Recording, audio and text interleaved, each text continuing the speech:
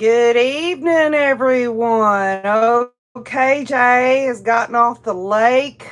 I'm sunburned and uh, got that look about me where I probably could use some sleep. I want to say up front that I'm down here at the lake in the RV, so if there's any issues with the sound, I apologize. There's really not a whole lot I can do about it, so I hope you'll bear with me. How's everybody doing? Hello, Just Me. Hello, Fancy Nancy. Hope Grace. Stephanie Willow. Oh, yeah, right? Oh, Just Me's got butterflies. From what? What do you have butterflies? Is it the pink leopard robe that OKJ's wearing, huh? Do I look like a lioness? Wayne bought me this and it's so cool. It's like very light. And by the way, he had to run home. He had to pick up some things. There was a delivery of some ceiling fans and stuff, so he had to handle that. And that gives us a chance to get together, and then I ain't got to worry about Opie. This place is rocking down here this weekend, y'all. Every campsite is taken. Everyone's either got a beer in their hand or they're chasing children around everywhere. Everybody's having a fun time down here. Hello, Bonnie Baker. Hello, Leanne Forsberg. Hello, Jennifer Sukup. Jojo, hello. All right. Well, hello, Ellen. How are you? Just me. I caught 4 fish today. 4. So I don't know what my limit is. My limit would be as many as I can fit in the well, right? Yes. Hello, NF Mom. How are you? So, y'all, this morning I shot a video, and I appreciate everyone that let me know that they would be here. And if people cannot be here, that's fine too. They can catch it on the rewatch or they don't have to catch it at all. Okay, just didn't want to go through all that unless at least some of the Rays and other people that I love dearly, I didn't want to go through all this without at least some people showing up. So that's why I asked this morning about everything. Is the sound okay? Is everybody hearing me okay? Yes, Leanne Forsberg. Fish fry soon. Yeah, absolutely. We've got so much dang fish in the freezer right now. We could probably feed a whole community, you know? Thank you. Hi, Rita Lou. How are you? Fill up that fish holder, says Fancy Nancy. Yes, absolutely. It's all good, says Liam Forsberg. Okay, so Tuesday is the beginning of the Donna Adelson case, and that's jury selection. And I think Fancy Nancy said something earlier about Danny being off of work on Wednesday. Perhaps they'll seat everyone on Tuesday. You know how it goes, though. Sometimes it takes a few days. And just remember this. Judge Everett said that he wasn't going to make a decision when Donna's team wanted to have a change of venue. He said he was going to see if an unbiased jury could be picked in Tallahassee there. So if for some reason they can't get jurors in there that haven't heard of the case or whatever, it might be put off even longer. There might be a change of venue, but it's highly doubtful. Holy, holy, only a few days to go. Hurricane Donna, says Leanne Forsberg. Yes, yes. Hey, we've got a lot of grandmothers on here. KJ wants to be a grandmother too. I feel very blessed to have the demographic of the men and women on this channel, mostly women though. Older generation, people with a lot of wisdom, who's pretty much heard it all in a lot of areas of life. But when I think about Donna Adelson being a grandmother and her age and everything, it is different.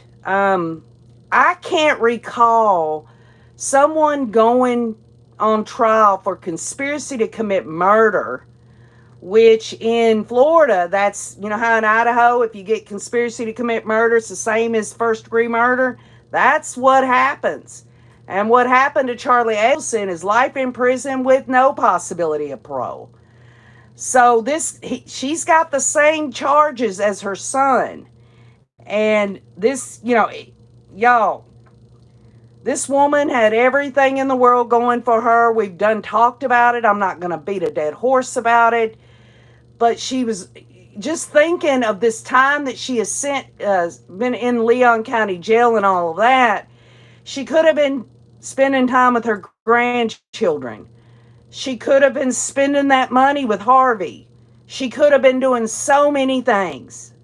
And it's just another example to me that in terms of the type of criminals, and y'all, I know she's innocent until proven guilty. I get it. It just goes to show you that, criminality happens in all age groups, even though I haven't personally, maybe someone can put it in the comments, someone who's elderly that was a high profile case. I can't think of anyone. If you can, put it in the comments. I'd love to hear it. So this to me is just, even if she was to get 20 years, which they'd have to, that's a life sentence for her anyway. Hello, Saul T. How are you? Anyway, so what is this case about? Many of y'all already know this. I'm not going to go over it verbatim or anything like that. But the state of Florida there is going after Donna Adelson with conspiracy to commit murder on her ex-son-in-law, Dan Markel, obviously. And the question really is how involved was Donna? And that's a really big question that has to be answered to the jurors.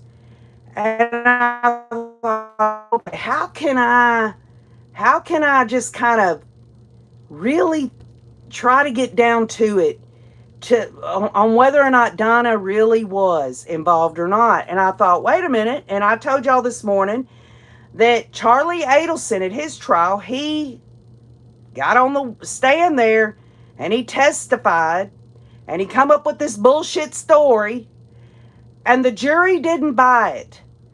And this goes back to, y'all, back when the two hitmen were arrested. From there, they were able to get Catherine McManawal.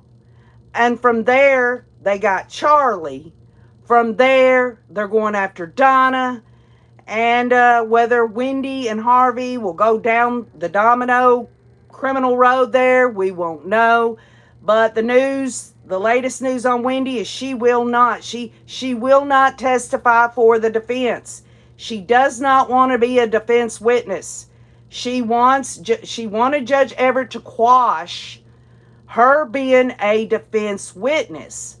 She still has to be cross-examined by the defense, but she does not want to be a defense witness. And if y'all recall, we talked about Wendy Adelson, and we talked about, she was used in Charlie's against her own brother. The state used her. And then we talked about why in the hell did Melanie Gibb and them get this sweetheart treatment and everything and all of that from Idaho.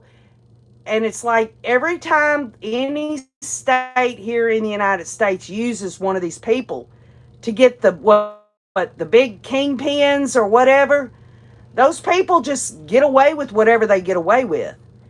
But Charlie went on the stand and he tried to, he thought he was clever. He thought he had it all worked out. And I can say that because I've listened to Charlie and Donna talk after his conviction. He just couldn't believe it. Donna could not believe it that Charlie had been convicted. And really, it wasn't, a week to a week and a half after Charlie's conviction that Donna and Harvey are trying to board a one-way flight to Vietnam there.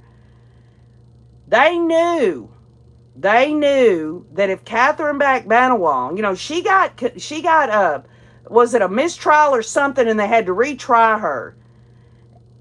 She got convicted ultimately, which led to Charlie. And if Charlie would not have been convicted, I promise you folks, the state of Florida would have never charged Donna Adelson. They were only able to charge Donna because of Charlie. And the same would go for if Donna gets convicted, whether they go after Wendy or Harvey, whether it's accessory after the fact, whether it's accomplice, you know. So I looked at Charlie's testimony on direct by Dan Rashbaum, his attorney, at his trial. And I thought, I'm going to look. And I want to see their narrative. I want to see what they have to say about Donna. Because everything else, to me, I'm trying to narrow in and lens in on Donna, because it's going to be important for Donna's trial, because guess what? Charlie Adelson is on the state's witness list. Now, whether he'll testify, I don't know. But he is absolutely there. He isn't in prison up there in South Dakota now. He has been transferred. And maybe they're, bluffing. But if Charlie goes on the stand for the state against Donna, is he going to sit there and Georgia Cappleman say, well, you said this, and him deny it now that he's in an appeal process? Of course he won't, because then he would have to sit there and say, I didn't say that, when it's in the transcript that he did, which would be what, y'all? Perjury. And is that going to help him anyway to get in his appeals process? So he would have to agree with what he has testified to about his mother, Donna, if he testifies in Donna's trial now. Whatever he said in his trial is fair game about his mother. So I listened to it several times just to make sure that I had gotten everything together about what Charlie said about Donna. Because ultimately, y'all, it's my contention that the prosecutors, when it comes down to Charlie Adelson testifying, or if Donna testifies, which they're saying, the defense attorney said in the last motion hearing that she would. Y'all, I'm still looking at you. She's not going to testify. I promise you that she will not testify. I know you want to hear me say she's going to because the defense attorneys said she was, but I'm telling you, Donna Adelson is not going to testify, okay? But if she did, okay, if OKJ's wrong, how many times have I been wrong, right? I've been wrong so many times, I can't even count how many times I've been wrong. Then she can't say, I knew nothing about this, when Georgia Cappleman can say, well, your son Charlie said that you did know. So that's out. That is going to be out of the question if she was to testify. And perhaps Charlie Adelson will be there for a rebuttal case if Donna did testify, so that he could come in there and say, yes, that's what I said in my trial under oath, that my mother knew about it. After Donna testifies in her trial saying, I knew nothing. You see what I'm saying? But let's go through it. Some of it's mundane, but it is important to understand that Charlie Adelson is a state's witness. Donna maybe, which I doubt, might testify, and I guarantee you that this will come up about whether Donna knew about this extortion, double layer extortion that the jury didn't buy about Charlie because it was all a crock of shit.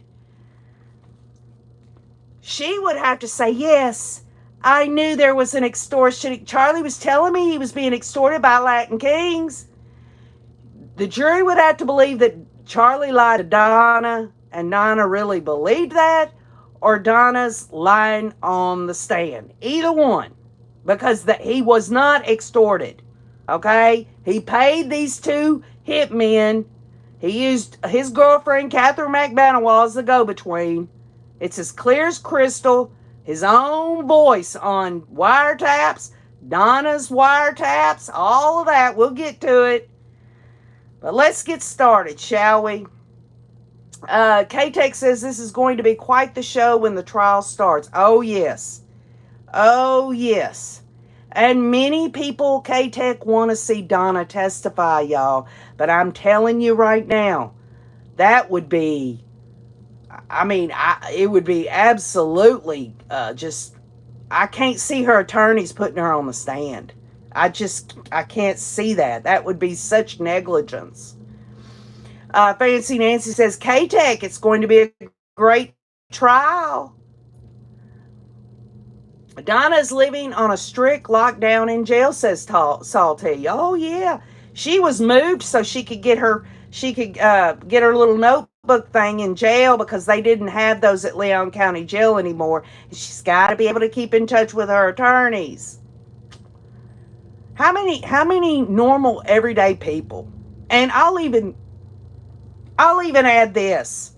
How many people of color or diversity get the kind of treatment that Donna Adelson's got? She's got the money, and this is where justice in America can kiss my country ass. It don't matter if someone's got a lot of money or no money. The bottom line is people are, if they've got money, they get all these freaking special privileges.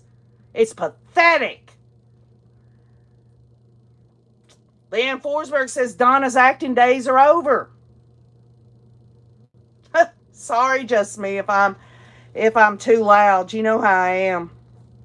But this was direct examination of Charlie Adelson at his trial, and we are focusing in on what he says about Donna. Now, before I do that, how about this? Try this on for size.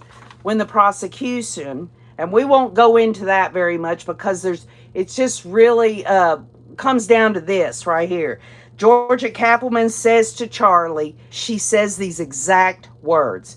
Isn't it true that you had to add your mom that knew about the extortion to put the toothpaste back in the tube?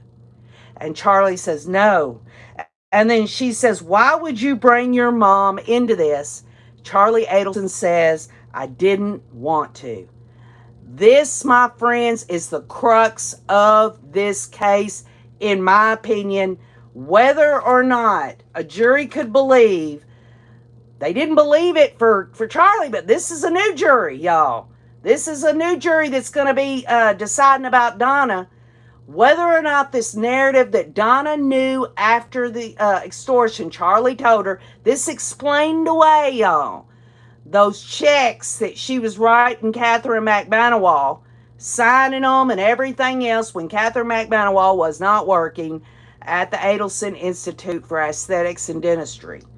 So, getting back to it, I think the direct examination from Dan Rashbaum to Charlie Adelson as it pertains to what he says about his mother is something that I hope that when you watch the trial, you will remember that we talked about this and you'll say, wow, justice through understanding means a lot of different things to a lot of different people, but perhaps it'll open your mind to the possibility of the discovery, and not just trial discovery, y'all, the discovery that's within you. So he starts out saying that his mother worked as a substitute teacher, but she wasn't full-time. But at the end of him and Wendy and his other brothers' end of high school and college, she began working at her husband Harvey's dental practice. She did front desk work. She did the bookkeeping. She helped Charlie keep straight on his insurance stuff. Any bills due at certain times, if he had to renew a license, or if there was insurance premiums, I don't know if they paid monthly or yearly, but in what I get out of it is Donna pretty much organized all the tough shit that you and I have to go through every day of our life. She was able to keep Charlie on the straight and narrow there about paying shit on time, getting his licenses renewed and all that. Folks, let me tell you what, Wayne has every kind of electrician, plumbing, general contracting. These licenses have to be renewed. You got worker compensation, licenses, and all this crazy ass stuff. It has to be renewed and all of this stuff. She made sure to make it just a little easier on Charlie boy. She was the organizer, don't you know? She paid the salaries of the employees, and she handled the billing and the checkbook. I mean, this is what Charlie testifies on direct examination. Charlie bought the Adelson Institute for Aesthetics and Dentistry there in 2012, but he sold it back to his dad in 2015. These are my opinions, but I think this is all a tax type of fraud type shit. The way they do things so they can keep their money and all of that, or build their credit in fraudulent ways. That's just an opinion. But here's when Charlie says this, y'all. He says, when asked by Dan Rashbaum, he was asked, how much do you talk to your mom? He said he talked to her every single day, sometimes 2 and 3 times a day. And why is this important, y'all? Number one, I love my mama, and I know you loved your mama. Maybe a phone call, maybe once a day, maybe. But for me, it was maybe once or twice a week, unless there was something going on that I really needed to talk to Mom about. He was talking to Donna 2 or 3 times a day, every single day. Okay? If you was to say 31 days in a month, you think about how many times that they talked. Okay? So they kept a direct communication, whether it was via text, phone calls, whatever it was. Donna and Charlie were always hip and hip when it came to communication, which is so important, and a juror will want to know this. At one point, when Charlie bought the business, Donna was working for Charlie. Ha ha ha, right? And by the way, backing up, was she keeping him straight on paying his licenses and bills and stuff, or was she helping him pay for them? Who knows, right?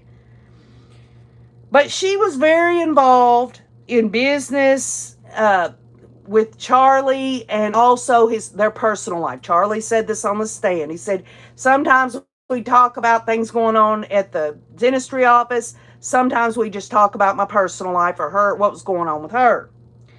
But here's where it gets interesting. He talks about Donna was more involved in Wendy's life than Charlie was. And he said most stories, this is his words, most stories day to day would come from my mom. So you can imagine that Donna and Charlie are talking 2 or 3 times a day, at least once a day, they're discussing Wendy's life. And it's obvious through all this, if you listen to Charlie's trial and everything, you get this sense that it was always Donna and Charlie trying to figure out how to make Wendy a better person, or, she's not smart enough, so let's do this for her, and all of that. He said that I would learn the latest updates on what's going on with Wendy.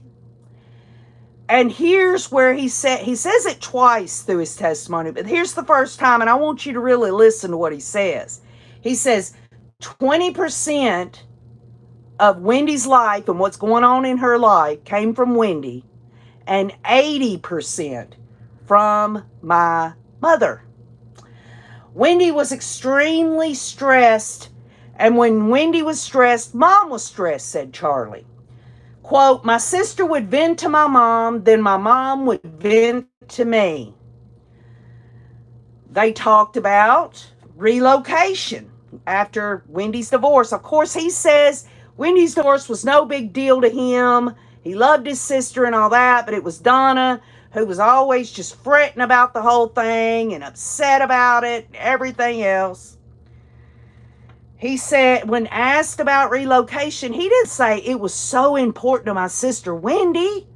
He said it was very important to my mom and dad, which is very telling to OKJ. He never says anything about it was important to Wendy.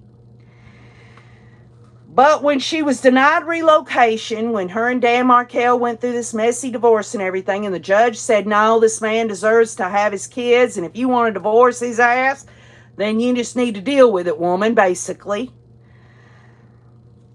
He said that his mom was very disappointed, upset, and unhappy. And y'all, when I heard that, it was like, this woman has had every advantage in the world. She's smart. She's got a lot of money. This woman had everything. For her age, she was an attractive woman, in my opinion, until she went to jail. Now she doesn't look that good, but, shoot. Jail food, sleeping on the 3-inch little freaking cot there with the little cracks in it that pinch her every now and then. I'm sure all the hollering and screaming and the feces and all that stuff just gets to old Donna Adelson, along with these women that supposedly want to put their hand on Donna's shoulder in a shower and say, let me help you, let me show you, give me a break. That woman's pathetic. Pathetic. Her whole trying to get out of jail, she just wanted to go home. She wanted to go back to her high-rise apartment. She wanted Harvey there to, massage her feet, maybe call in some Chinese or whatever. Maybe they'll go to an expensive sushi bar, But when the relocation was denied, obviously Donna was beside herself. And then Charlie starts talking about these pretty out there emails from Donna. Charlie was getting those emails in real time, y'all. And I didn't know this. Like, I watched the Charlie Adelson trial, but I didn't home in on that aspect. When I read those emails between Donna and Wendy, where Donna's saying, send them to a Christian school to piss Dan off, and gibbers, and that fucker, and excuse me, that's what she said. Y'all know I don't use that F word, but that's what she's talking about. She is just, let's do it to him, put on the performance of your lifetime. Charlie Adelson was getting these emails forwarded. That was his testimony. But he said that none of this stuff was his idea in terms of what Donna was trying to get Wendy to do. Right? In terms of, tell Dan they're going to be put in a Catholic church and all this other stuff, right? But here's another thing I didn't know was when those emails were forwarded to Charlie, he would read them, and some of them, he said on the stand, he said he liked, that he let them know he liked the idea. He didn't come up with the ideas, but he liked the idea. Then they go into the $1 million offer, right? He said that was his parents' idea, and Charlie was going to pay a third. And Donna told Charlie that Wendy, that they could do this, they could all split it up and all this and that. Think about that. They never proved that Dan Markel got that offer. In fact, I think, and this is just an opinion, that even though they did go to an attorney, that is a fact. They went to an attorney, Donna and Harvey, to ask them, the liability of giving such an offer and all that. They said it would be legal and all that, but it was never extended to Dan Markel. And maybe it's because Charlie didn't want to have to pay his third. And on the witness stand, he also said under direct examination, he was going to cover Wendy's too, and maybe she'll pay him back one day. So you think about that. 1/3 from Charlie, 1/3 from Wendy, and then Donna and Harvey, right? But Then they switched into this whole thing, y'all, which has put the nail in the coffin for Donna, and it did for Charlie in his trial, where Charlie talked about Donna told Charlie that Wendy needed a new TV set as a divorce gift. And the joke came out that buying a TV is cheaper than hiring a hitman. And think about that, y'all. Just, I understand there's coincidences in the world. I really do. I'm sure you could probably share some really out there coincidences in your life. I could too. And maybe one day we'll sit down with a cup of coffee or whatever under the porch there at my house and talk about all the coincidences we've ever had in our life and how spooky or wild or cool or whatever it was. The bottom line is you're talking about it's cheaper to buy a TV than a hitman, and just so happen that hitmen go and take out Dan Markel. Ooh, okay, all right. But after the divorce settlement, here he goes again. He already said it once. He's going after the divorce settlement. Dan Rashbaum's directing him after the divorce settlement. He says Charlie would hear 20% about what was going on after the divorce settlement from Wendy and 80% from Donna. And Donna was upset, said Charlie. The only time Charlie would think about Wendy's divorce was when Donna would tell him the latest, he says on the stand. But make no mistake, y'all, during all this bitching and complaining from his mother to him, Charlie was the fixer. Charlie was arrogant enough where he'd already spent several years with his mommy there trying to fix Wendy's life. He was going to swoop in and save the day again for Donna. He would talk to others. Now this is important, KJ. He would talk to others about it, about Wendy's divorce settlement and all that she'd been through after hearing, quote, some crazy story that my mom was telling me. So he's letting the jury know that, yes, he told other people about what was going on with Wendy. Could you imagine that? This guy, his sister's going through this divorce and everything, and he's going out here. This is a topic of conversation to other people. If any of my siblings did that and that was a topic to them, I'll tell you what, a divorce is something intimate and it's personal, it's painful. I've been through it. Some of y'all been through divorce. Charlie Adelson's a freaking jerk.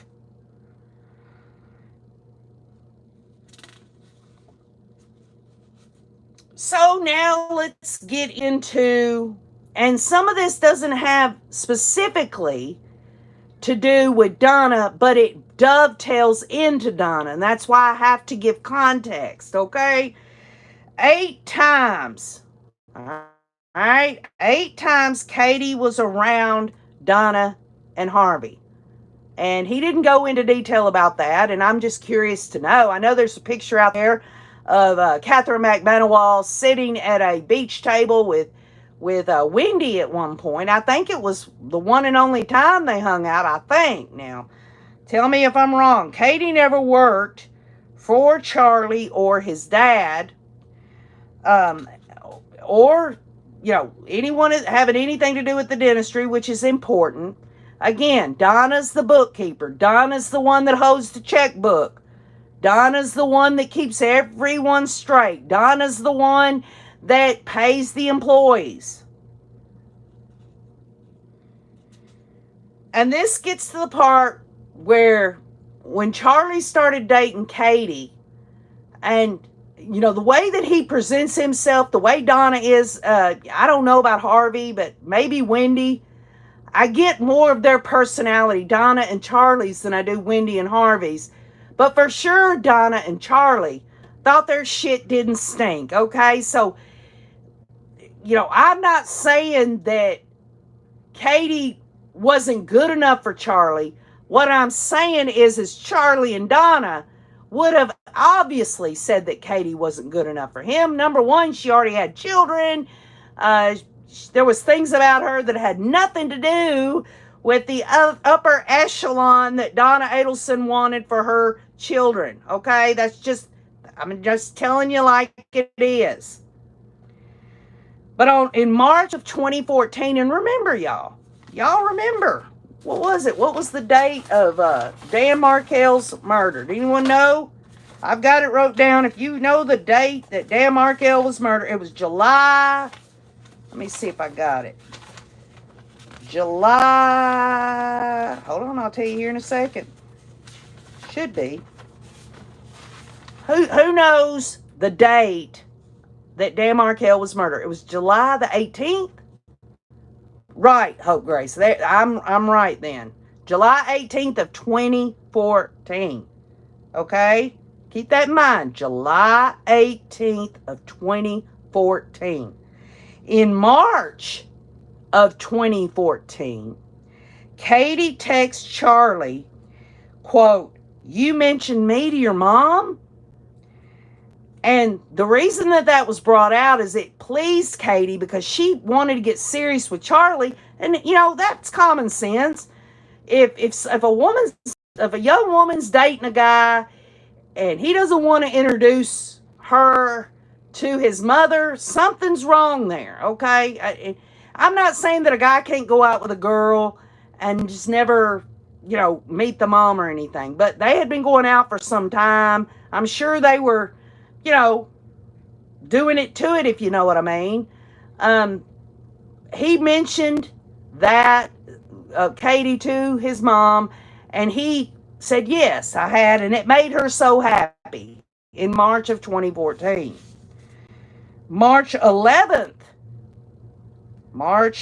of 2014, there was a dinner with Wendy, Jeff Lacoste, Charlie, and Katie, Catherine McBanawal. And it just goes to show you there's new beginnings with Wendy and her guy, and Charlie with Catherine McBanawal. They all went to dinner and stuff like that. I think she found out real quick that Charlie was not going to. He even said on the stand, "I just didn't want to get serious. She wasn't I wasn't going to marry her. There was no chance of that." But in June, so that's March, April, May, June of 2014, there was an actual first attempt on Dan Markel's life. Some of y'all know this, some of y'all don't. They went down there to Tallahassee. Went up there to Tallahassee from Miami. Stayed there. They missed their chance. They left and all of that. Text between Donna and Charlie, and during this time that Sigfredo Garcia and Luis Rivera tried their first time, during those same days, guess what? Donna and Charlie are talking about a birthday gift for Dad, his 70th birthday. And she just says this to him. She says, "She can't talk right now. She will call you when she's alone, and for Charlie to erase the message." Now, why would she ask Charlie to erase the message? It couldn't be because Harvey would see it, because Charlie wasn't around Harvey. So that looks suspicious in and of itself. Of course, Charlie said that this was Dad's surprise birthday party, that he had gotten the special food and all this other stuff, catered it and all this and that. But why erase that text? Why was Donna wanting Charlie to erase that text? Why wasn't Donna saying, "I've got to erase this text"? Don't worry, Charlie, you're not going to see Dad for him to see your text message, right?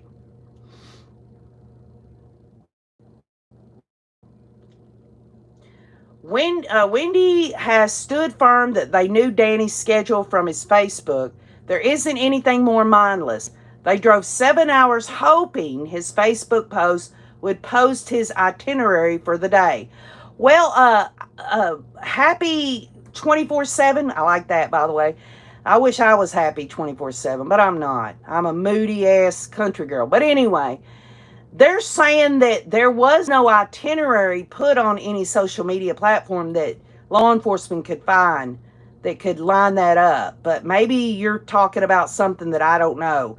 there's been a lot of people on here that's had to educate OKJ, but I recall them saying there was no way that Sigfredo Garcia and Luis Rivera would have known that off of social media. But that's what I was hearing. But maybe you're probably right.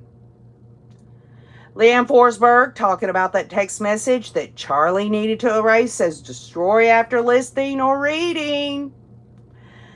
Exactly. That's why it's silly that this smart attorney is making that itinerary claim.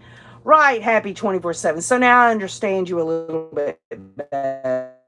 Sometimes the comments, of course, we can't put everything we want. We only get enough in there. Now I understand what you're saying.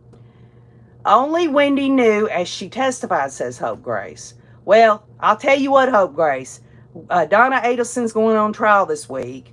And we're focused on that. But, everybody already pretty much thinks they know that Wendy was involved. There's a lot of things that look really bad for her. But then again, y'all, Judge Everett just ruled that she does not have to be a defense witness. That does not look good for Donna, and it makes Wendy look better that she does not want to be a defense witness. She just wants to be a state's witness, right?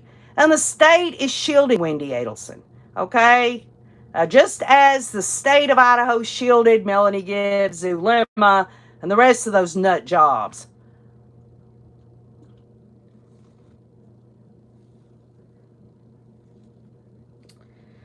So, June the 2nd through the 7th of 2014, text messages sustained, let's see, let me see what that says. Sorry, y'all.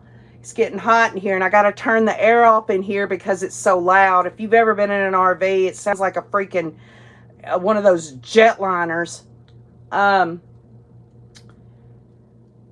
Let's see, June the 2nd through the 7th, 2014, text messages consisted of work and personal life, nothing about the first attempt. But July 1st of 2014, Sigfredo threatens them. And that was when he drove behind Charlie while he was taking Catherine McManawal with the jet ski. And that's when Charlie knew that Sigfredo Garcia's nickname was Tudo or T, and that Luis Rivera was Tato, so he understood those nicknames. That evening, Harvey called Charlie about being called and threatened. Okay, so Harvey gets a phone call after all of this. And what I deduce out of it is that it was probably Sigfredo Garcia thinking that Harvey was Charlie. That's the only thing I can think. July the 5th of 2014, Harvey's birthday party. After the birthday party, Charlie went to Catherine McManawal's sleep over.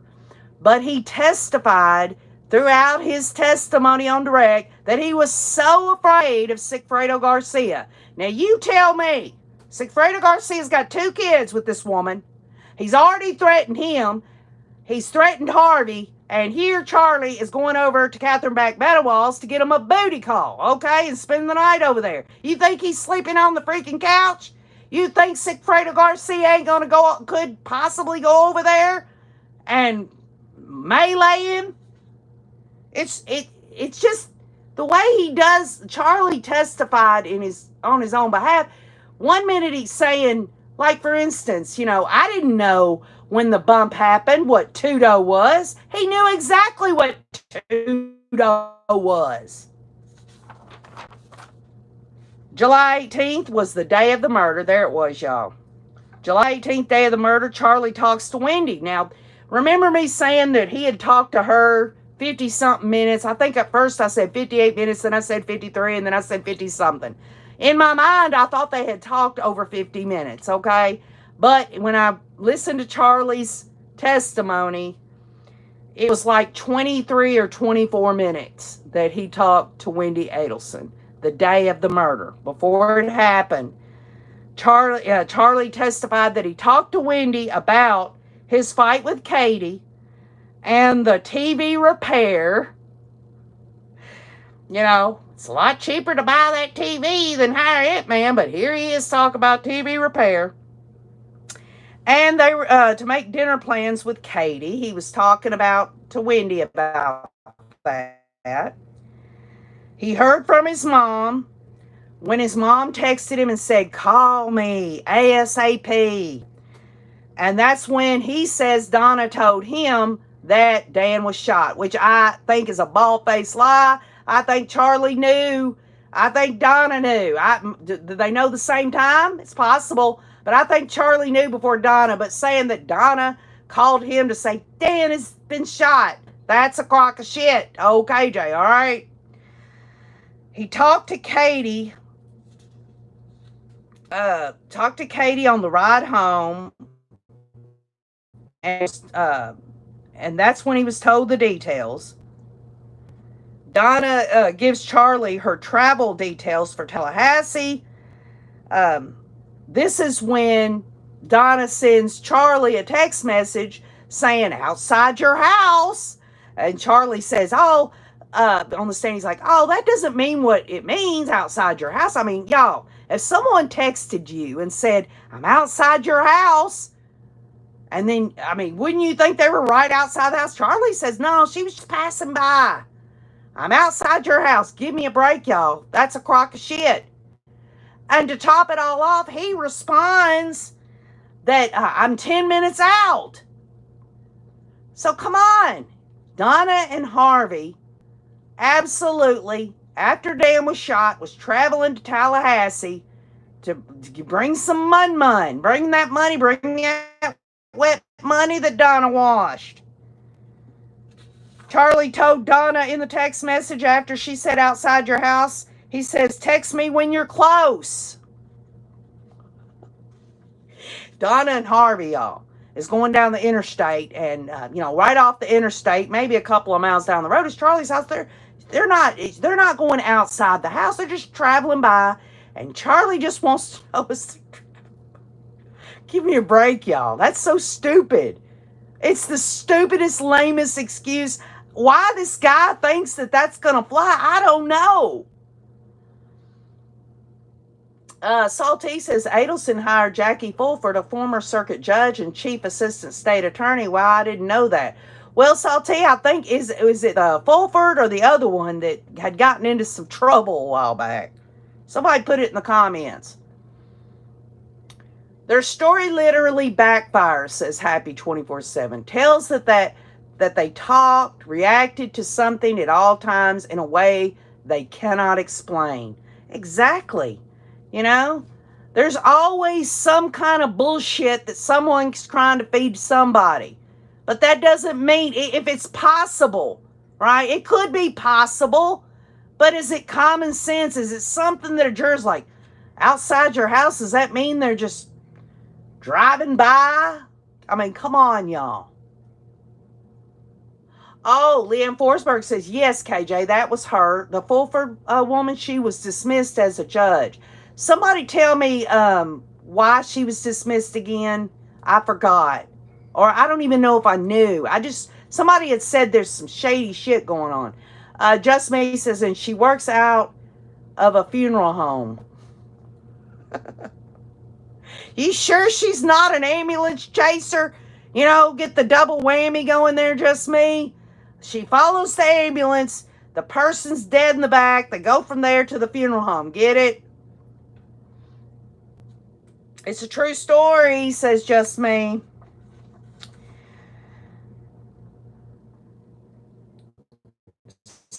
So here we go into Charlie telling Donna and Harvey. Again, anytime Donna's brought into the Charlie's testimony on direct examination by Dan Rashbaum, let's put it together. Charlie tells his parents a few days after Dan Markel's murder in a text of 23 cameras being installed. And of course, Georgia Kappelman comes out and says, well, that was in the works all the way back in January. So you can't use that as we're putting cameras in because we're so scared, right? Did Donna know why cameras were installed? And and that's the question, y'all. Did Donna know why the cameras were installed? Okay. If she already knew about the extortion, did she know why Charlie was telling them 23 cameras are being installed? Because that's in a text message. Very important. Also, after you were extorted, did you tell anyone? Says Dan Rashbaum. And Charlie says, no, I told nobody. Then 2 weeks after the murder, Charlie goes to dinner with Wendy. Y'all heard all that. It was supposedly a celebratory type thing. Wendy throws up, all of that. Also in July, he breaks up with Katie. August meets Katie to give $3,000 for her friend. So on the stand, he did give $3,000 to a friend of Katie's, but they are breaking up a month before. Katie wants $1,000 a month for kids' health insurance, and Charlie calls Donna and says, I want to put Katie on the books for $1,000 a month. And Donna said, and this is what he says Donna says, is Katie coming into the office? Is she going to start working with us? Now, let's stop there for a minute. He's making it out to be like Donna was just questioning. Why, Charlie? Y'all, Donna knew. We all know she knew before the murder. But this is Charlie setting it up that his mom didn't know anything, trying to, at first, right? And then this is what he's saying, Donna says, but it's all a lie, y'all. And then Charlie says, no, she's not. And then Donna says, what is she going to be doing? And Charlie says, she's just going to be helping me out with different things. And Donna never questioned him further. Okay? So stop and think about that. He is on the stand saying that his mother, Miss Wheel of Fortune, Miss Family Organizer, just gonna, didn't say another word, didn't ask any more questions any further. Charlie says, just give me 4 or 5 checks at a time so I can handle them like that. A bundle of checks, he said. Only saw Donna once a month, and that was to get those checks. He tells his mom, give me a bundle of checks. That's how I want to handle it. Not only, Katie's doing some stuff for me, Mom, but, just some things, and Donna doesn't ask any further. He also wants them to be bundles of checks. This is a woman who would squeeze a penny out of her dang ass to hand herself to swallow and shit all over again, okay? This woman did not want to relinquish any money unless she knew the full meal deal. Super size. And here's the kicker. On the stand, he didn't pick these bundle of checks up once a month at the freaking dentistry office. He went to Donna's apartment to get them. How shady is that, y'all? Donna was there alone. Harvey was not there, he says. Then he finally goes into this, y'all. This is the crux of it. He said that his mama said, there's the checks you asked for. Now, what's Katie doing for you? Donna asked if Katie was working for him. He said no. Donna says, $1,000 a month is a lot of money. What exactly is she doing for you? And Charlie tells his mother, it's a long story. Give me a break. He talked to this woman 2 or 3 freaking times a day. They talked about everything. It's a long story, by God. They get on the freaking phone all damn freaking every day. He ain't got time to give the freaking long story. Give me a break. Donna, I'm your mom. Tell me, Charlie, it's a long story. This is Charlie talking about him and his mom talking about this. She continued to persist in asking him, what the heck is going on? Are you still dating her? And Charlie says, no, I'm not dating her. And Donna says, then why are you giving her $1,000 a month? And Charlie says, I wanted to tell you, Mom, because if I got killed, they would know where to look. And he talks about how he says, I wanted her to know what happened, but I didn't want her to say anything. So I told my mom, listen, I'm going to tell you something. I don't ever want to talk about it again. I never want you to talk to me about it on the phone or anywhere else. And don't tell Dad. Don't say anything to Wendy. Don't make me go to the police, because I'm not going to. Y'all, you got to promise me all that, and I'll tell you, Mom. I told her the night of the 18th, I got extorted for $250,000, which was so funny, y'all, because when Georgia Kappelman cross-examined him, she says, well, why not $1 million? Why only 1/3? Y'all, it was a crock of shit from the get-go. But he said that his mom, when he told her the extortion and all that she flipped out. Now, think about this. If he would have been found not guilty and the jury believed he had been extorted, right, then this would have helped Donna.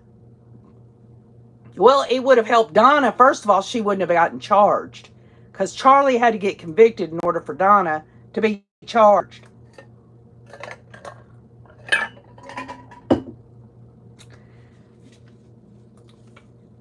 She wanted to go to the police, says Charlie, but that's not what she says in some of her text messages. Charlie said that Donna agreed not to say anything to anyone. And for 20 months, y'all, every month, $2,000 checks, a stack of checks, $1,000 each, 20 times 3,000, y'all, is $60,000. And Donna's not going to say anything because she believes her son is being extorted? Give me a break.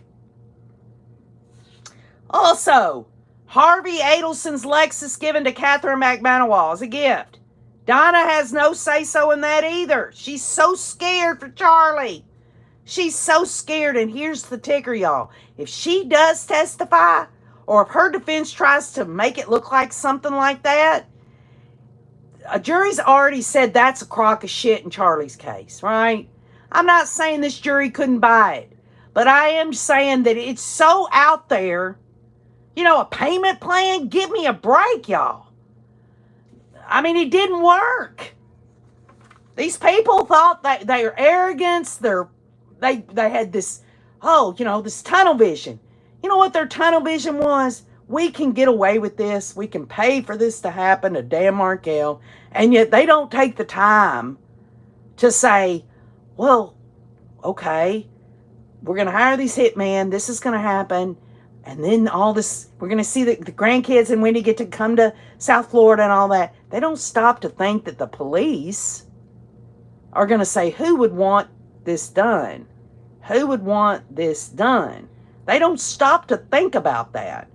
And it's really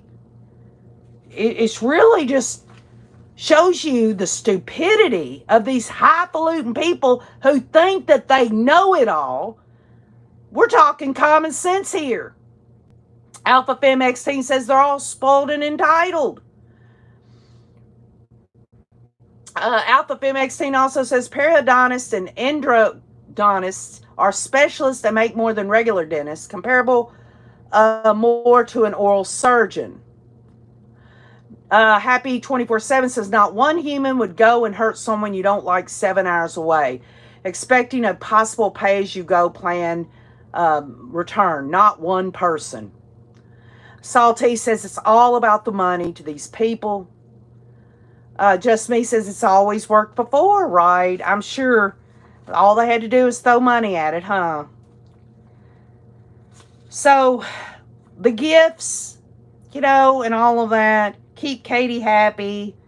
And the reason that it's important for Donna's trial is if she's trying to say that she knew about it after the fact, the extortion, and she was afraid for her son, she's got to get on the stand and say that, because that's the only way it can come in, y'all. And again, I don't believe Donna's going to testify. Because Charlie Adelson will be used by the state, y'all, not before Donna testifies. See, they're going to have Charlie in the back room back there. And if Donna gets on the stand and talks her shit that she knew nothing, because she'll be cross-examined by Georgia Cappleman, and if she sticks to Charlie's story, Georgia Cappleman will chew her up and spit her out, just as she did Charlie Adelson and this cockamamie story about an extortion, the second layer of extortion crap. So then Charlie talks about, after, I'm just trying to keep Katie happy. They start talking about the phone call between Charlie and Donna, where Donna is showing love for Wendy's her new boyfriend, that Wendy's won the lottery, meeting this guy named Dave. And this, y'all, obviously shows that Donna and Charlie, as usual, is meddling in Wendy's life. And, you almost want to feel sorry for Wendy, but then again, I'll tell you what. Somebody try to meddle in my life, try to tell me, you need to stay with this person if I break up with them or whatever. They could kiss my country ass. It's my damn life. And Wendy, didn't have the freaking hair on her damn muff to damn stand up to her mommy and her damn stupid ass brother.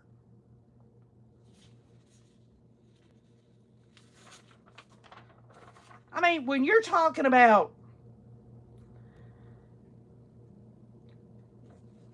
Charlie talking about if they had any evidence, we would have already gone to the airport. And he's trying to explain that away. Or when Charlie's talking, and here, what's the irony of it is, not the coincidence, the irony is that Charlie said if he thought they were going to get busted, that they'd already be on their way to the airport. Well, where in the hell did Donna get busted and sent off to jail to face these charges? She was at the freaking airport. She'd learned lessons from her stupid ass son. Charlie Adelson says, yeah, you work for the office now because the checks are from there. This is him talking to Catherine McBanawal at Dolce Vita. And again, it's not about Charlie and Catherine McBanawal. It's about you work for the office now because the checks are from there. Donna absolutely knew. And not about an extortion, but that they had to pay the piper. You know what I think? I think they hired these hitmen and then they tried to gyp them, basically. They wanted to get out of it some, and that's just my opinion, and they realized that when you're dealing with these hitmen or whatever, you owe your soul to the company store. And they realized it. It wasn't going to be let's just pay the money and be done with it. They knew this shit was going to go on forever. He says, yeah, you work for the office now because the checks are from there, and that's just because you come in and work on the weekends, which I trust that you're doing because I'm never there when I see you. I'm never there when I see you. Okay? You're never at the office there. And he knows she doesn't work. And the fact of the matter is she never worked in that office. Not even for one day. You tell me you do it and the place looks clean, so you get your checks. You clean up, whatever. He's trying to cover his ass. Just in case he's on some kind of wiretap. Charlie says, this made not only national news, this was in London. My family in London was calling. You know what the BBC News is, the British Broadcasting News. This was on the BBC News. This made the BCT News. This was on Good Morning America. This was on the New York Times. This was a big story. In the midst of his ass thinking he got away with this, he is puffing himself up to Catherine McBanawal. I mean, I don't know about y'all, but I don't think there's any sunshine between any woman's legs that could, that he's got to do all this. I mean, for someone that said he would never marry her, she must have been doing something for him. And I'll tell you the main thing she was doing, besides servicing him sexually, was to be the go-between between Her and these two seedy dang guys that are lowlifes that would go and do something like this.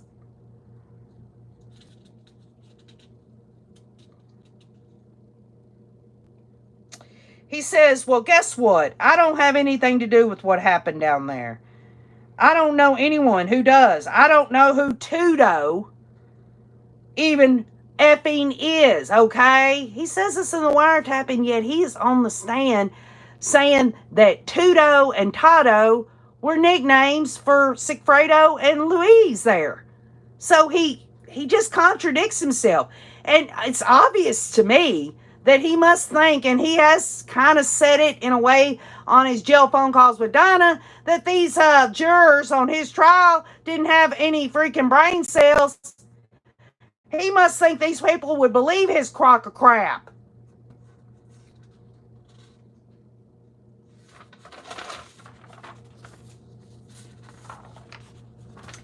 So, the bump, and many of y'all know what the bump is, and this is where Donna really shows her ass. April 19th of 2016, this was the first call between Charlie and Donna after that guy walked down the sidewalk, handed her a picture, a newspaper clipping of Dan Markel with a little note that said $5,000, and the guy saying, you helped Katie, now you need to help Tudo. Tudo's family needs help, or whatever, however that was said. Charlie's explanations on the stand about Donna saying it probably involves the both of us, the two of us. He's saying that when she said it probably involves the both of us, she wasn't the one being extorted. Charlie was, if you want to believe that bullshit story. But this is his explanation, that Donna knew that Charlie had been extorted 2 years before, and now she's getting extorted. And she says, stop and think. Charlie's saying Donna knew about I've already been extorted 2 years ago for 2 years. And even though Georgia Kappelman brings it up, that why ain't they saying, it's happening again or something like that. What does Donna say? Donna says, I will make you take me to dinner, so bring cash. And that this TV is going to be about $5,000. Excuse me.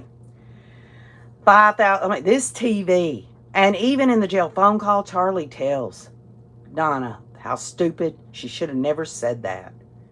If it's such a coincidence, and it was just out of thin air or whatever, then why? She could have said anything. Right? So, in summary, Charlie Adelson on the stand under direct examination by Dan Rashbaum said that a month and a half after Charlie got extorted, we're talking about extorted for that 2 years, a month and a half after the extortion started. Now stop and think about that. And this went on for 2 years. That he told his mother, Donna, and that she knew all that time that he was being extorted. All right? Well, the jury didn't believe it. Donna uses the TV code word. That's right, Rachel Black. And, some really believe Donna. The defense attorney even said, her defense attorney said she was going to testify. I don't believe she will, but if she does, I'd love her answer for that. I'm sure Georgia Kappelman will say, why, Donna? Of anything, what does this TV's going to cost $5? What does that mean, Donna? What does that mean? What does it mean, Donna, when you say the two of us? This involves the two of us. This doesn't involve Harvey or Wendy. This involves me and you, Charlie. Because we all can see the forest through the trees. Happy 24/7 talks to Just Me and says, right, like what is she telling him? My family is innocent but paid and slept with the real criminals.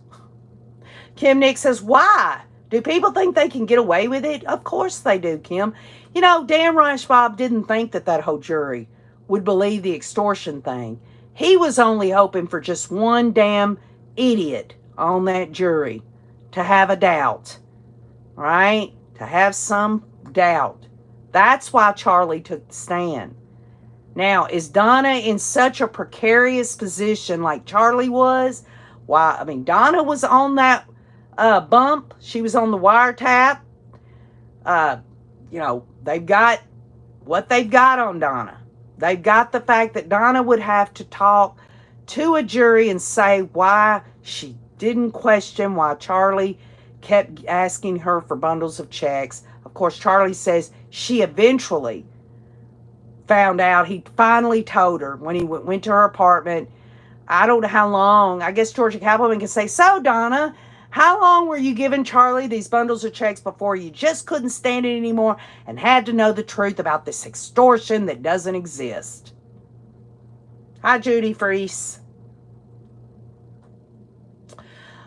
Rachel Black, the wet money, Donna actually washed the money to get some people do it. They do it to get, you know, anything of them. They wash the money. Catherine McManawal testified, and Luis Rivera did, about the money being damp.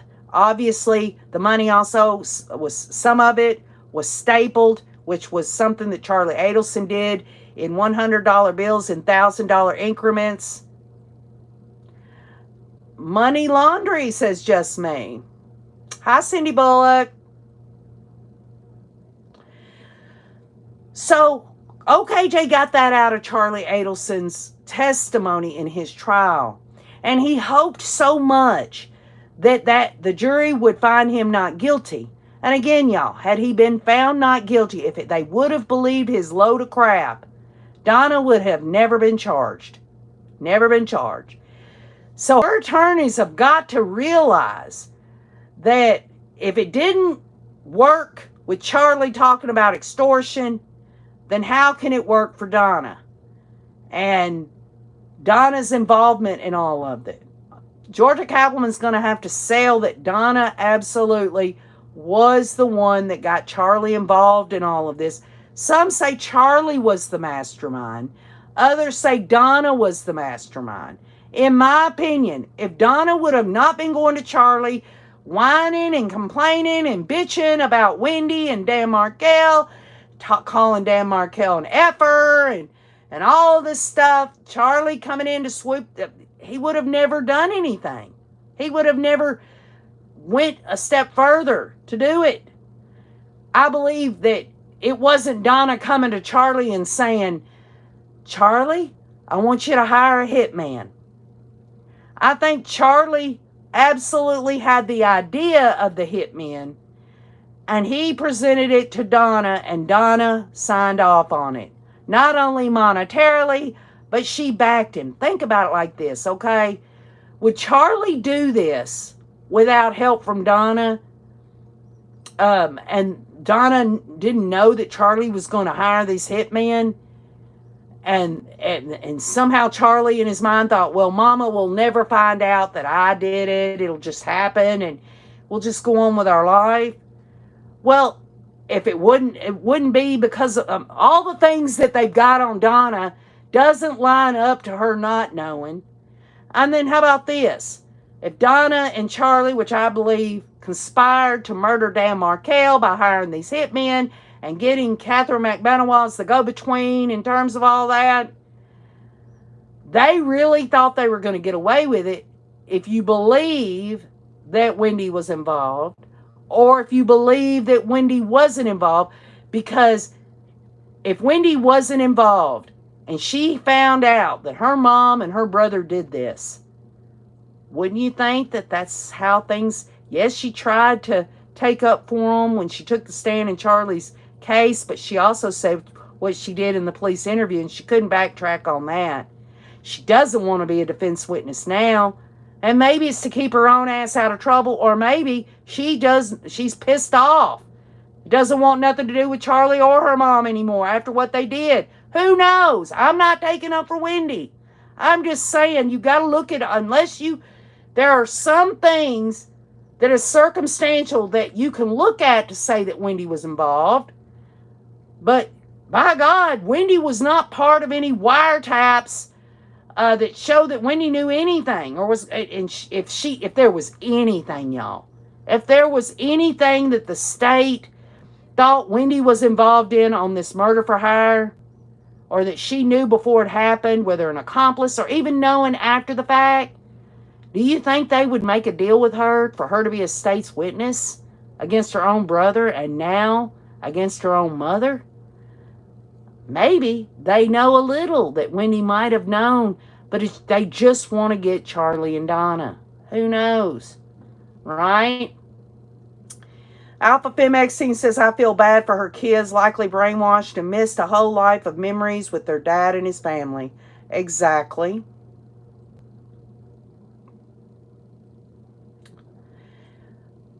Jet Set J, it starts on Tuesday. Let's hope they can find an unbiased jury, because Judge Everett, in the motion hearing for change of venue, he said, let's try here in Leon County first, in Tallahassee. If we can't get an unbiased jury, then I will revisit this motion for change of venue. I think they'll be able to seat people, and I think at least by the end of the week. I don't think that it's going to happen like they're going to be able to seat a jury in one day. I don't believe it. If they do, I'll be shocked, and all y'all be going, KJ, you always say this, or like you're saying Donna is not going to testify, or that they're not going to get a jury seat in one day. And if I'm wrong, I'll be happy I'm wrong, right? The sooner the better. Just remember this. This woman has the right for her to be looked at innocent until proven guilty. When she is found guilty, the rights that she has right now will all go away, and the only rights this woman will have is the basic human rights while you're imprisoned and her appeals. That's it. She will be convicted. It's sad. One has to wonder what her grandchildren think, whether Wendy's been able to shield them from the fact that their grandmother is sitting in a jail cell fixing to go on trial for conspiracy to commit murder of their own father, whether her children, Wendy has shielded her kids over their uncle spending life in prison for a conspiracy to commit murder on their father. It's sad. It's all sad, and it all comes down to this whole idea that they are just so much better. The hubris of the Adelson family. And what has come about is that a good man was taken out so that they could have their way. They didn't think of him as these children's father, or a son, or a friend, or a colleague, or an uncle, or a cousin, or any of these things.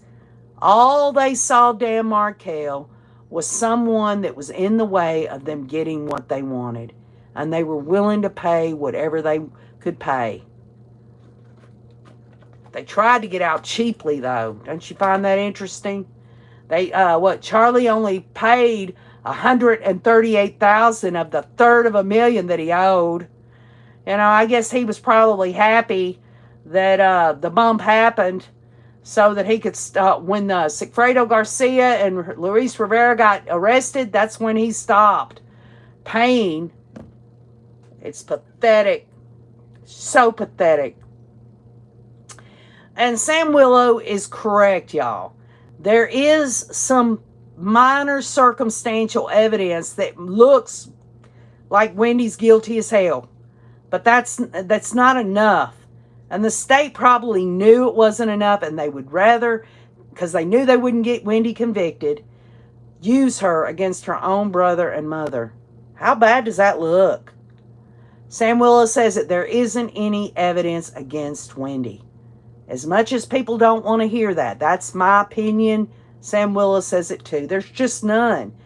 I mean, it's crazy that she, went over there in the neighborhood the day of the murder. But think about it like this. If somebody wants to say, well, Wendy was over there that day, that day of the murder, when the police tape her up and the police saw her there, turn around and leave, what, she's going to call Charlie or somebody and say, it's done? Give me a break, y'all. Give me a break. Do you think Wendy was in the loop so much? Look at Donna and Charlie talking behind Wendy's back, trying to say she needs to stay with this guy or do this and have this career or this or that. Wendy was just sheltered. Harley62 says, we know Donna hates her new home. She rates it a 1 star. Happy 24/7. Thank you for your comments. Some really good ones. She's sly and conniving. Wendy Lie will only be caught in lies. In the end, justice took her family. Rachel Black says Donna is getting payback living in Tallahassee. And Leanne Forsberg talking about Dan Markel and Wendy's kids. They're teenagers now. And one day they're going to be young adults, and they can look it all up online. They don't have to listen to anything OKJ or any of these other commentators have to say. They can watch the trials themselves. And they can live in denial, or they can accept it, know that none of it was their fault, that, people make choices and decisions, and that, acceptance and awareness is half the battle, and that, life goes on and you just have to make the best of it. Do what you can to come to terms with the pain of losing their father. So anyway, everyone's saying bye tonight. I love you all. Thank y'all for coming in and watching OKJ sweat half to death here tonight. Think about everything that Donna's up against in her trial, whether she testifies or not. And remember this, y'all, there's an investigation that went on whether Donna was trying to pay for testimony while she was sitting in jail. And there's also jail phone calls that are going to be played that we've never heard before. And this is really, really going to slam Donna Adelson. Happy 24/7 says Granny pushing them on the swing while talking to Charlie about it. Love you, Harley62. Love you, all of you. Just me, thank you so much tonight for modding. Alpha Fem X-Teen, thank you. Hope Grace, Liam Forsberg, all y'all, Rachel Black, Sam Willow, you're the best. I love all of y'all. And we'll get back together. I'm going to try to get with y'all at the beginning of the week. And be checking out the community while I'll put some more stuff on there. Anyway, y'all be good or be good at it. And ask yourself this question. How is Donna going to be able to convince a jury that she's innocent? That's a general question. How is she going to convince a jury without her testifying? Because I don't think she's going to testify. But let's say she does testify. How is she going to convince them? She's going to have to really jump through a lot of hoops of Charlie Adelson's story and really remember all the lies he said and go along with them. And hope that this jury are a bunch of suckers, basically. We'll find out. And we're going to talk every single day of the trial in the evening times. I'm going to get with y'all. I hope y'all could educate me on what you've learned in the trial. And we'll get back together soon here, y'all. Have a great weekend. Whoo, I got to turn this air conditioner back on. And keep on looking.